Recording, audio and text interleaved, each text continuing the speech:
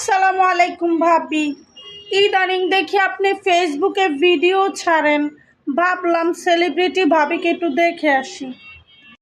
ওয়ালাইকুম আসসালাম। কি যে বলো, তুমি যেইভাবে কথা বলতেছো মনে হয় এছাড়া তুমি এই বাড়িতে আসোই না। আচ্ছা, আম্মু কই? আম্মুরে যে দেখতেছি না। এই তো আমি। আম্মু ভালো আছো? হুম। আম্মু, ওই যে অনলাইনে অর্ডার দিয়েছিলাম না, পার্সেলটা চলে আসছে। ভাবি তো ভালোই, ডেইলি দেখি অনলাইন থেকে এইটা সেটা অর্ডার করেন। কি আর করবেন, জীবনে তো টাকা দেখেন নাই, আমার ভাইয়ের টাকা উড়াইতেছেন এই আর কি।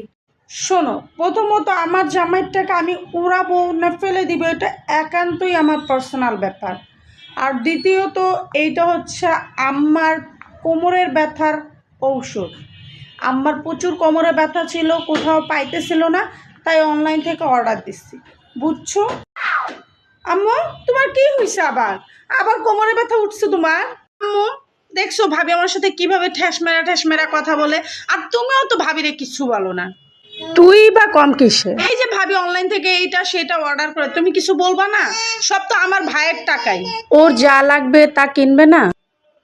হয়েছে আম্মু, আমি তোমার কাছে তোমার পোলার উপর প্রশংসা শুনতে আসি নাই। ওই দিন তোমাকে জামাই ভাইয়ারে ফোন দিয়ে 2 লাখ টাকা চাইছিল ব্যবসা শুরু করব, ভাইয়া মুখের উপরে না করে দিছে, বলছে কোনো টাকা নাই তার কাছে।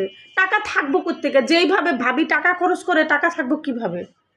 সত্যি তোর ভাইয়ের হাতটা খালি হয়েছে। তোমার পোলার বউ দোষ তোমার চোখে পড়বো না। আম্মু, অনেক মজা হয়েছে।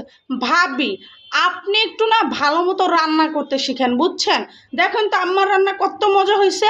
আপনি সারা জীবন চেষ্টা করলেও আমার আম্মার মতন মজা করে রান্না করতে পারবেন না।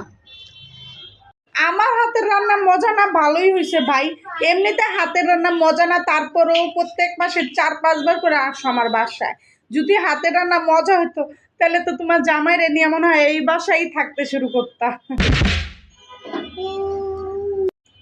ভাবি, এই যে দেখেন আমাদের ঘরের ফার্নিচারগুলো পুরনো হয়ে গেছে, আপনি তো আপনার বাবার বাড়িতে বলতে পারেন নতুন কিছু ফার্নিচার দিতে।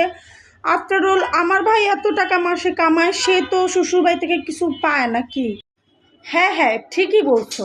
আচ্ছা, তুমি একটা কাজ করো, তোমার বাপের বাড়ি থেকে তোমার যা যা দিছে না ওইটার একটা লিস্ট করে আমার পাঠাও, ওটা আমি আমার বাপের বাড়িতে পাঠাবো, তাহলে তারা ওই লিস্ট অনুযায়ী ওগুলো সব আমাদের বাসায় পাঠাবো। আচ্ছা আম্মু, অনেক রাত হয়ে গেছে, তোমাদেরকে অনেক ডিস্টার্ব করলাম, আসি। ভাবি, গেলাম, আপনাকে অনেক জ্বালাইলাম, কিছু মনে করবেন না। আরে সমস্যা নাই, তুমিই তো জ্বালাইবা, তুমি না জ্বালাইলে কিভাবে হবে বলো? তুমি জ্বালাও, সমস্যা নাই, আমারও সহ্য ক্ষমতা অনেক বেশি।